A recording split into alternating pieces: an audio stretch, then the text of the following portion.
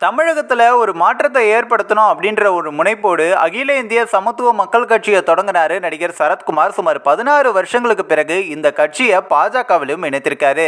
இது பல தொண்டர்களுக்கு அதிர்ச்சியான ஒரு செய்தியாகவும் இருந்தாலும், மற்றொரு பக்கம் இவருடைய அரசியல் வாழ்க்கை குறித்து நாம இந்த ஒரு வீடியோல விரிவா பார்க்கலாம். திரைத்துறையில சுப்ரீம் ஸ்டாராக கலக்கிய சரத்குமார் அரசியல் மீதான ஆசையில திமுகவிற்கு ஆதரவாக 1996 சட்டசபை தேர்தலில் திமுக கூட்டணிக்கு ஆதரவாக பிரச்சாரமும் செய்திருந்தார். இந்த தேர்தலுக்கு பிறகு திமுகவில் இணைந்த சரத்குமாருக்கு ராஜ்யசபா எம்பி பதவியும் வழங்கப்பட்டது. அடுத்த சில ஆண்டுகளிலேயே திமுக தலைமையோடு ஏற்பட்ட மோதல் காரணமாக திமுகவில் இருந்து விலகியவர் 2001 தேர்தலின் போது அதிமுகவில் ஜெயலலிதா முன்னிலையில் சேர்ந்தார். அடுத்த 5 ஆண்டுகளில் அதிமுகவில் இருந்து விலகிய சரத்குமார் 2007 சமத்துவ மக்கள் கட்சி என்ற தனி கட்சியை தொடங்கினார். இதையடுத்து 2009 நடைபெற்ற நாடாளுமன்ற தேர்தலில் பாஜகவுடன் கூட்டணி அமைத்து தேர்தலில் சரத்குமார் போட்டியிட்டார். ஆனால் வாக்குகளும் கிடைக்கவில்லை, வெற்றியும் பெற முடியவில்லை. இதனைத் தொடர்ந்து 2011 சட்டசபை தேர்தலில் அதிமுக கூட்டணியில் சமத்துவ மக்கள் கட்சி இணைந்து போட்டியிட்டது. இதில் 2 இடங்களில் போட்டியிட்டு 2லும் வெற்றி பெற்றது. ஒரு தொகுதியில் சரத்குமாரும் மற்றொரு தொகுதியில் ஏர்னவூர் நாராயணனும் வெற்றி பெற்றனர்.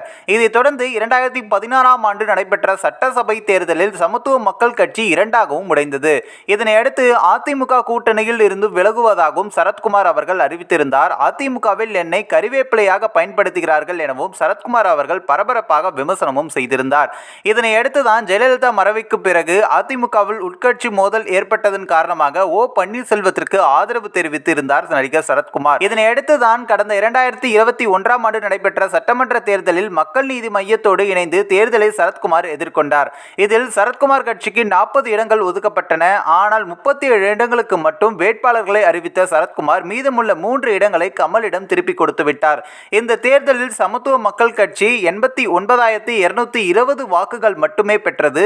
போட்டியிட்ட அனைத்து தொகுதிகளிலுமே தோல்வியும் அடைந்திருந்தது.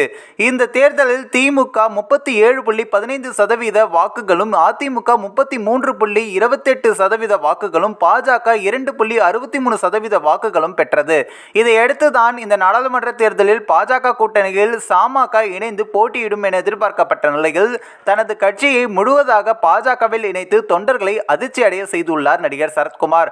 ஆனால் சரத்குமார் தற்பொழுது தளபதி விஜய் அவர்கள் கூட சேர்ந்து தமிழக வெற்றி கழகத்தில் இணைவார் அப்படின்னு நிறைய ரசிகர்கள் எதிர்பார்க்கப்பட்ட நிலையில தான் இந்த ஒரு சம்பவம் பலருக்கும் அப்படி ஒரு வியப்பையும் ஏற்படுத்தியிருக்கு. இந்த ஒரு வீடியோ குறித்து உங்களோட கருத்துக்களை நீங்க மறக்காம கமெண்ட்ஸ்ல சொல்லுங்க. நம்ம டிபிடி நியூஸ் டெஸ்க் சேனலையும் சப்ஸ்கிரைப் பண்றீங்க.